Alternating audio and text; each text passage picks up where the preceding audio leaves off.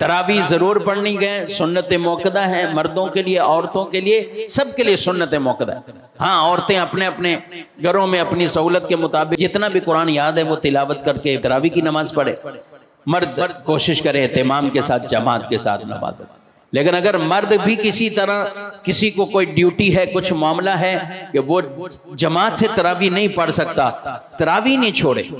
تراویح نہیں چھوڑے، یہ سنت موقدہ اس پر رہے گی، وہ چاہے رات کو 12 بجے پڑھے، وہ سحری کے وقت پڑھے، یعنی جب تک روزہ سحری کا وقت ختم نہیں ہوتا اس وقت تک آپ تراویح کی نماز پڑھ سکتے ہیں۔ اب رات کو کچھ رہ گئی آپ اپنے ان اوقات میں، ورنہ جو رات کی ڈیوٹی کرنے والے یا کہیں اور کام کا جو وہ تراویح چھوڑ دیتے۔ بہتر تو یہ ہے کہ آپ جماعت سے ہی پڑھیں گے، ظاہر مسجد قرآن سننا یہ سب ثواب ہی ثواب، لیکن میں ایک وہ سہولت کی بات کر رہا ہوں کہ اگر کسی کو واقعی وہ نہیں آ سکتا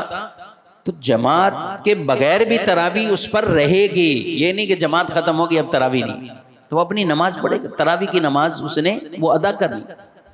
وہ سنت موقدہ ہے، اس کو ترک کرنے کی عادت یہ انسان کو گناہگار بنا دیتا ہے۔